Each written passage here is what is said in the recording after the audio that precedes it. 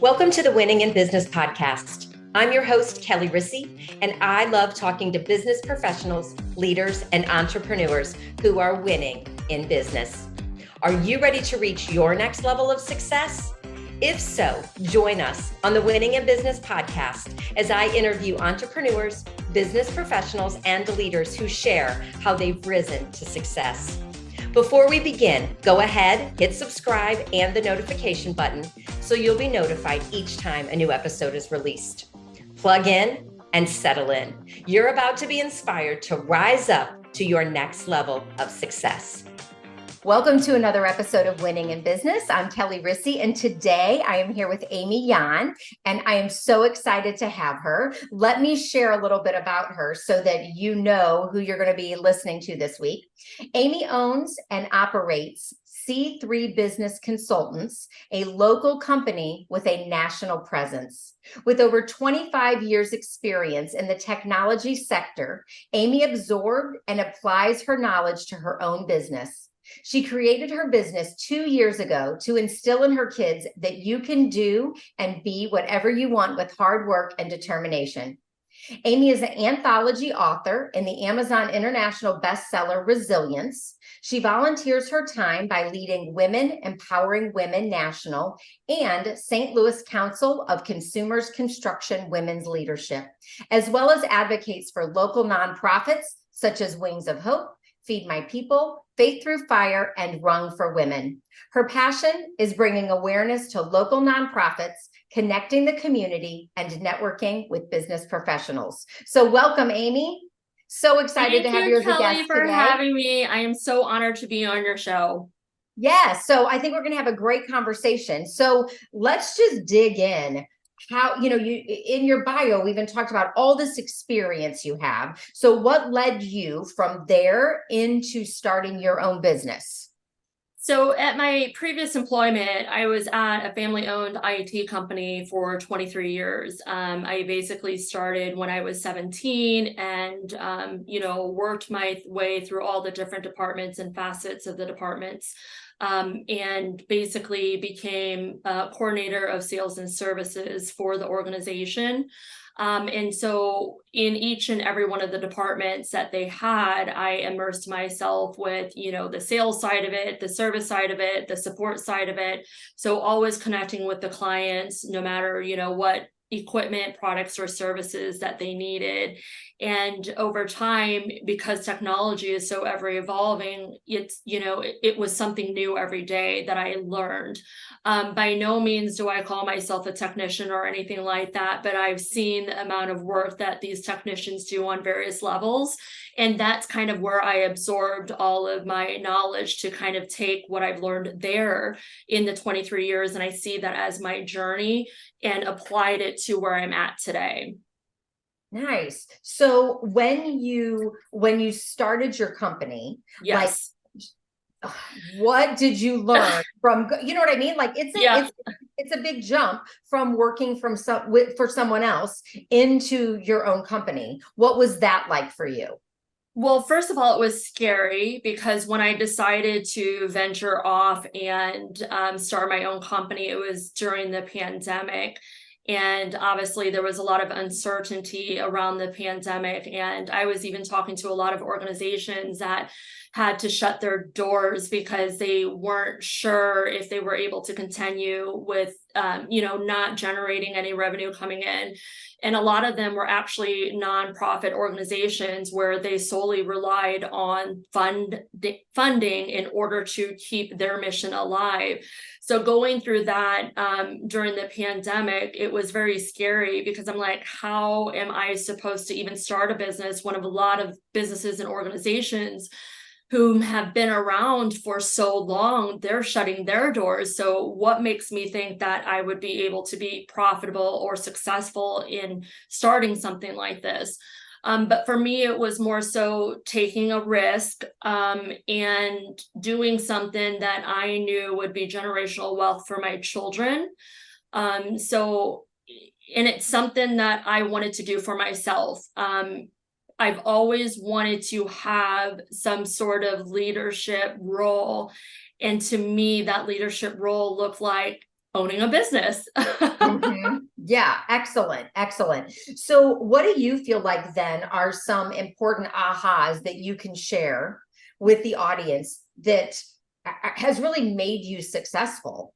And that can be at any time, right? Throughout your career. But what do you feel like are some big key takeaways, things that you would, I mean, for sure instill in your kids, I imagine?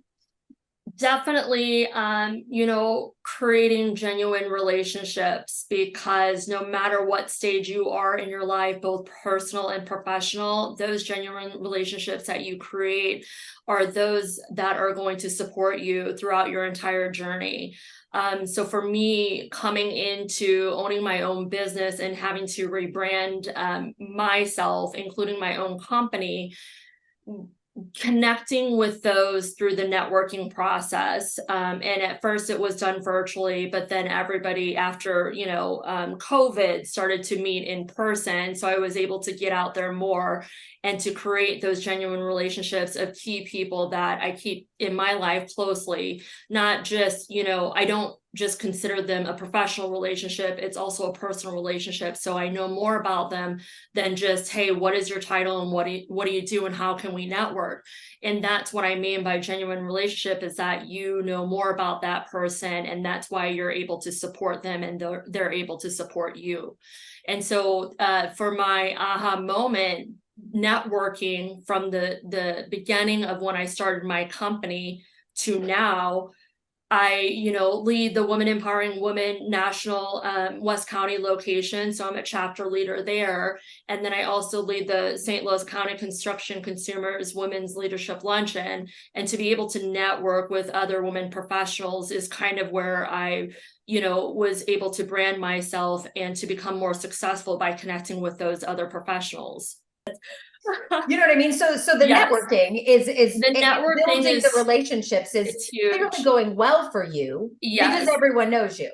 Networking is key when you're starting off as a new business, or when you're even transitioning from one organization to another. And so I was on a podcast with Brian Bisking, and I was basically telling him that you don't network to brand the organization that you represent. You network to brand yourself, because no matter where you're at in your life, you want those to know who you are, and they will follow you no matter where you go. And so that's been a huge thing as well, is that, throughout this process of networking, it opened so many doors of opportunities for me to be a panelist on Tech STL, to be a panelist on the Urban League Women's Business Center Summit, and then to be contracted out by the Urban League Women's Business Center to help counsel and coach, their minority and women entrepreneurs. And that's all done through networking. I would not have gotten to those places or been on those panels had it not been for me going out there and branding myself. Yeah. And I know that has been really important for you, the Urban League. And yes, share more about that and how it helps people, and what you know what I mean? Like how it's helped you. Go into a little more detail about, for people that don't know about it.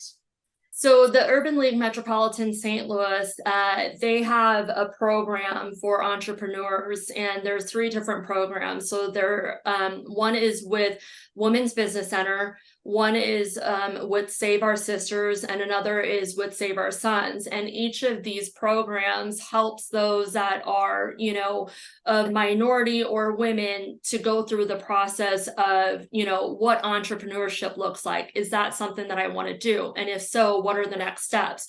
And they guide you and help you with a lot of coaches and facilitators that they have contracted on to put you through the journey of entrepreneurship and to instill success, and what that looks like. And they're there for you no matter what. So it could be somebody who has an idea that wants to sign up for that program to talk more about, okay, this is the idea I have, but realistically, what is it going to take for me to open up this business? And, is this something that I can do? Or it could be somebody who has already had a business and registered through the state of Missouri for the, year 1 through 5, but they're still stuck and they're really not sure how to get unstuck, whether it's generating more revenue, whether it's, hiring employees, whether it's utilizing their software and they're not utilizing the right one. And no matter what it is, the Urban League has those resources resources to provide to those entrepreneurs and those new business owners how to overcome those obstacles. They have resources for personal and professional development. They have resources to, figure out what financial institution you should go to, how to, increase your credit score, or even get a business credit score, because business credit scores are different than your personal credit scores. And then they identify, and differentiate what those mean. So there is a lot of resources within the Urban League. And that's the thing. A lot of people do not understand that resource is out there. And of course, there are other organizations besides the Urban League that provide that. Similar to like the SBA, or I think another one is SCORE. So they're all over, including within universities. So for me, I actually got connected with the Urban League because I went through their entrepreneurship program last year and graduated from it last year. And then since then, that I had been asked to be contracted out to help other entrepreneurs be successful as well. Because when I started my business, one of the things that I knew that I wanted to do was to get certified as a women minority owned enterprise. I knew that there was so much opportunity in that certification, or to have that certification.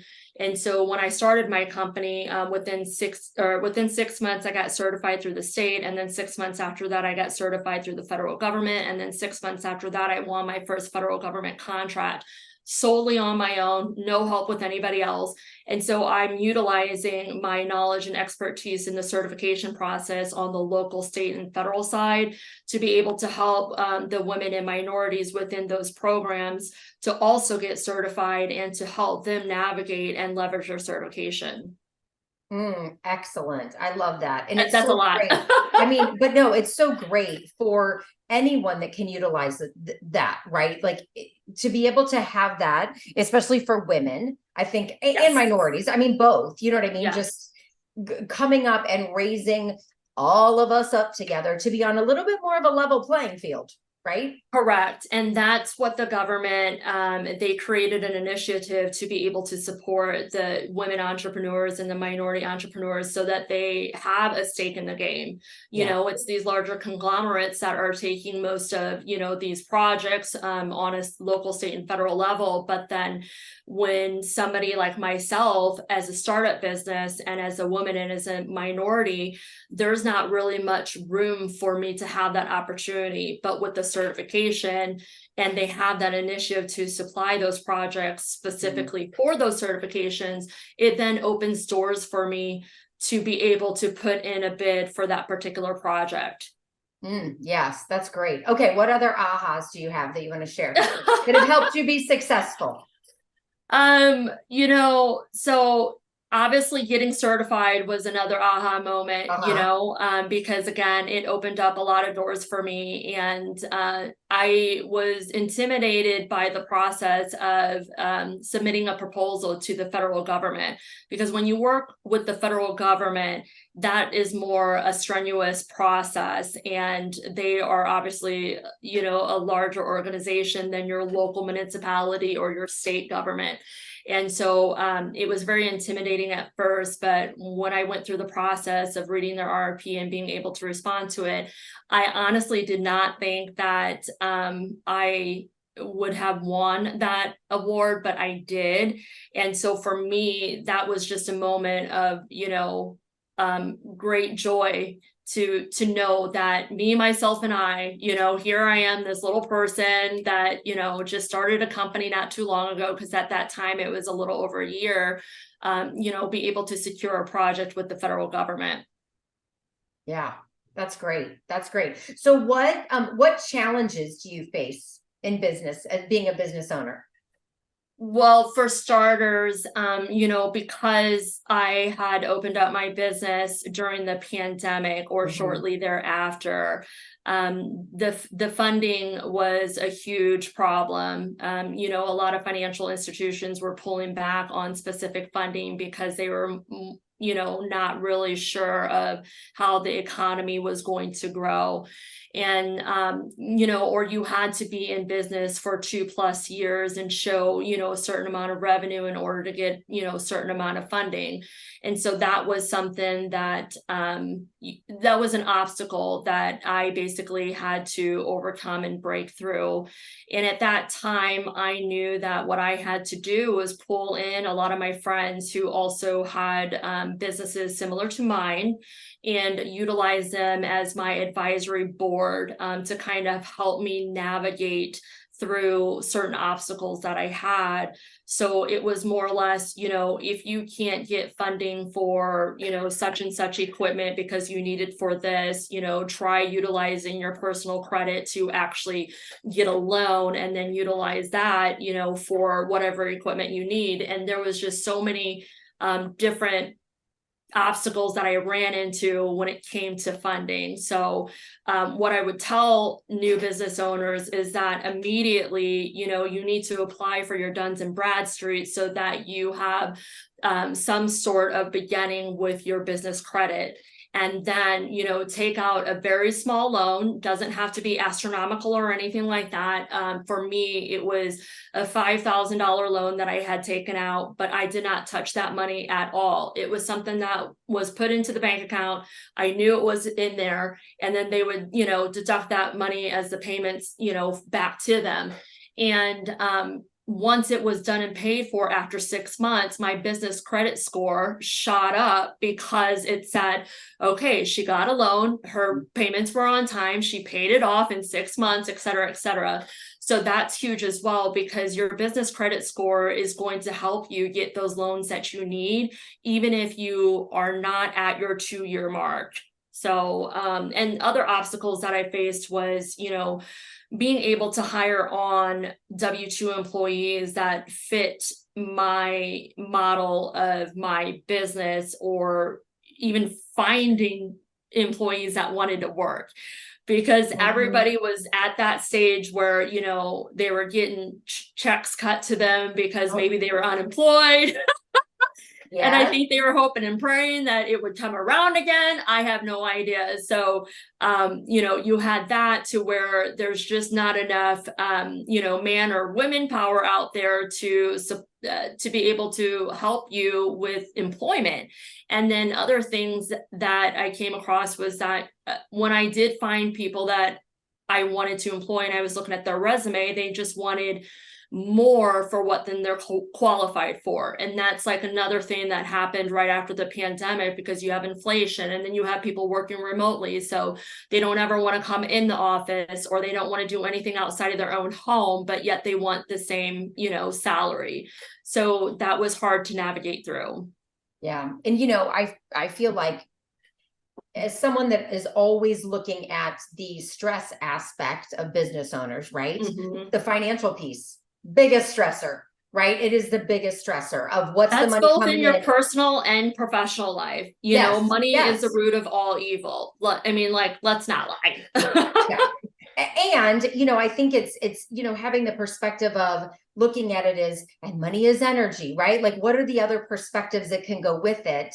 Because when I'm making money and then sending it out to other people, then they're using it and they're sending it out to other people. And it's all just a way that, we're literally making energy move around the world. And yet it's still a stressful piece of it, especially as you're getting going. I love the tip that you shared, just about getting the loan, not spending it, paying it back so that you improve your credit score. So that's a great tip for people. Yes. Yeah. For sure. I mean, and that could be on your personal and professional, your personal side as well as your professional side. You just get a loan, don't touch it or anything like that, and just allow it to be deducted from your bank account. And then it shows that you made your payments, you show that you paid it off, and then your credit score will shoot up. Yeah. Now, I can't guarantee how much it will shoot up, but it will improve it. I think one of the other things, and I talked about this on another podcast, is that business owners also have to get to the point where they are willing to spend money in their business. It is like, I feel like in our personal lives, we're always like debt free, right? That's not the case in business. It's not. You know what I mean? No. Like, it's just not. And so you have to be able to be comfortable with that. Mm-hmm.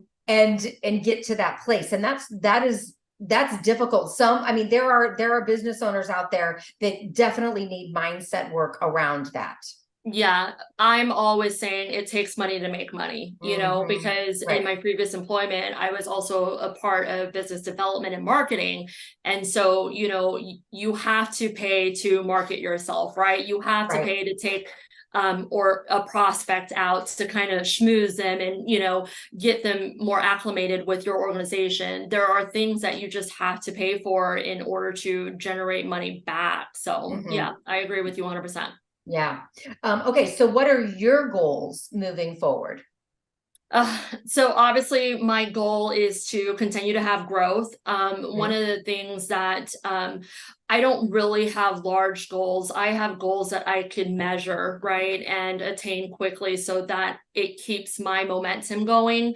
Because if I created large goals for myself and I know or knew that I wasn't able to achieve it, then it would make me feel, that I didn't do everything that I needed to do, right? So all of my goals are very measurable. And to be honest, it's on a day-to-day basis. Like, did I get up this morning? Yes, I did. Did I read my affirmations? Yes, I did. Are the kids fine? Yes, they are, so that's the same thing with business. They're very small goals of, did I respond to 10 emails today? Did I tell 5 people, thank you for meeting with me? Did I have one appointment? So that I can measure my success. And I just don't want to have those larger goals. Yes, I have my 1 to 5 year plan, but I have the smaller goals in between. Yeah, I'm listening to a book called Before Happiness, and it's by Sean Achor, Achor, and he says in there that anytime you go to make a goal, that you should always start ahead. Okay. Yeah. So you should always give yourself something that's already in the pot, in the whatever, because then you're already ahead and you're like, oh, like I'm already ahead. You know what I mean? Like I already have one or whatever. And then the other thing that he says is that he actually also says that it's easier for our brain if you take your goal and you even just cut it in half. Now your time will be cut in half too. But the fact that the goal is cut in half, it seems easier to achieve. And then you give yourself a little starting point. So there's already not like, this is great for any fundraising. You know what I mean? Like you're going to fundraising, you want to raise X amount of dollars, right? Yeah. And then if you start with, well, we already have, even if it's $1,000, we already have 1,000, we already have 10,000, however much you want to earn, then people are already like, oh, we already have some, like, this is awesome. And you're already excited. You know what I mean? Which I think goes back in very, very layman basic terms. That can go back to make your bed in the morning, because when you make your bed in the morning and it's one of the first things you do, you're already like one thing done. Exactly. Yeah. Well, that's great. I love that that growth is on your mind. For you, how does your business grow? Like, what does that look like for your businesses? What, is it, you know what I mean? Yeah. Is it more clients, or is it different things, less clients that you're supporting in more of a way? What does that look like for you? The growth that looks like for me is basically obviously more clients, because more clients, more revenue, but it is also, the quality of clients as well. Right now, with already working with the federal government, my goal for my, growth in the future is to expand what that looks like with the federal government, because there's all these different departments with the government. And, if I could already do what I'm doing now with one department and kind of expand that to others within the federal sector, then that would be growth for me.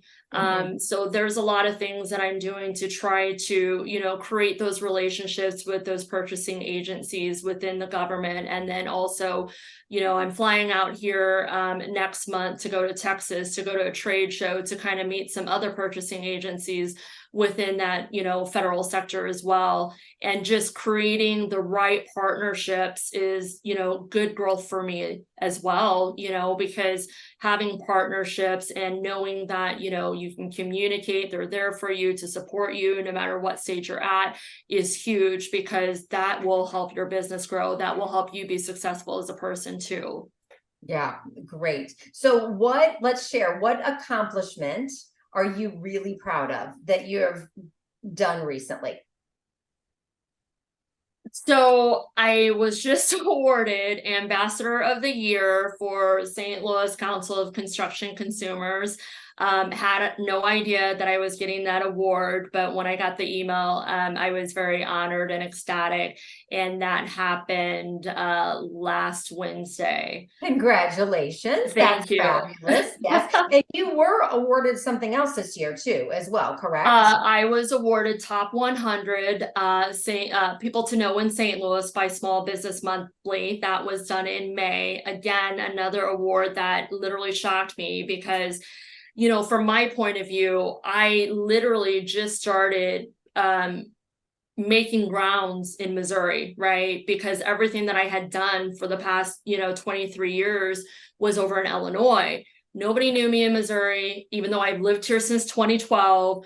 All of my networking was done over there. And to accomplish so much through the avenues of networking and to get these awards as Top 100 and Ambassador of the Year and these other things, I'm very honored that they, these organizations see that I'm doing so much to connect others together and just being a servant leader in general. Mm-hmm. Yes. And you definitely are someone who has that servant's heart.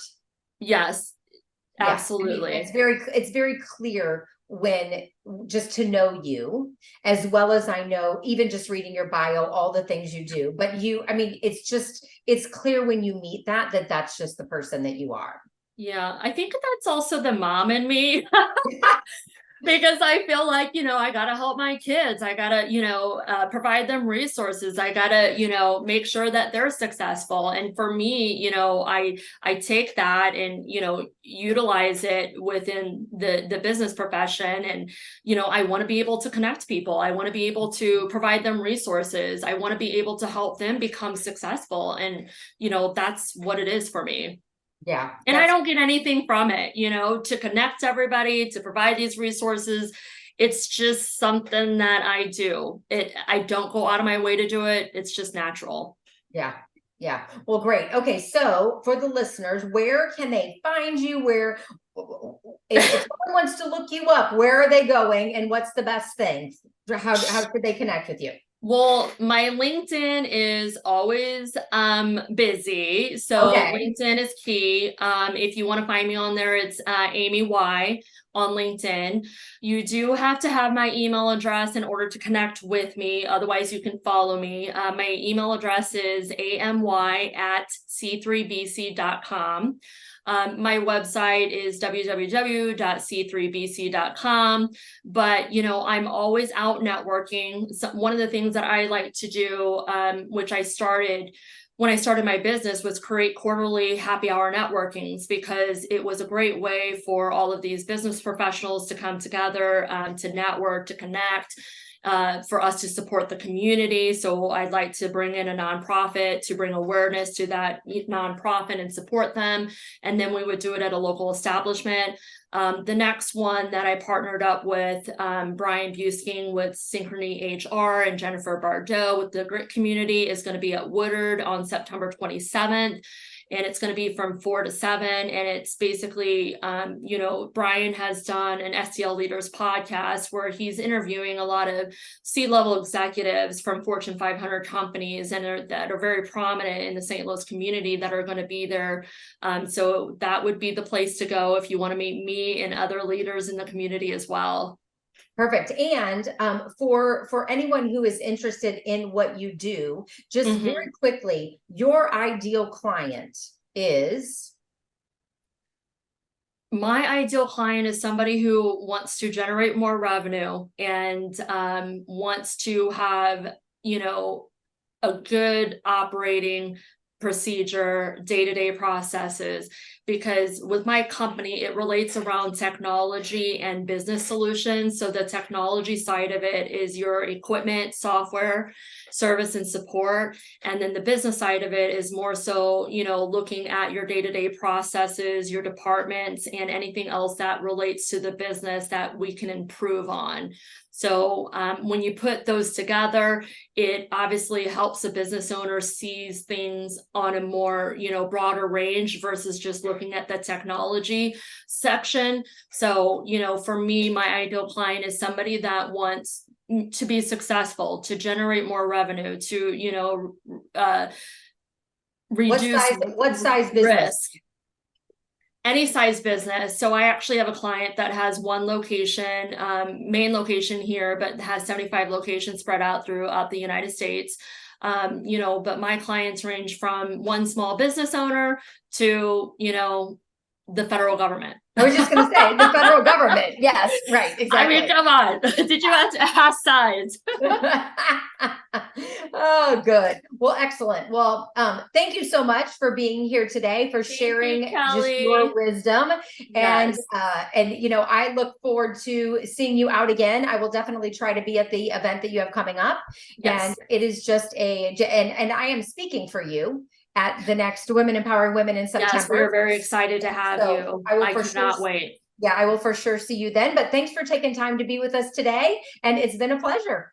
Thank you.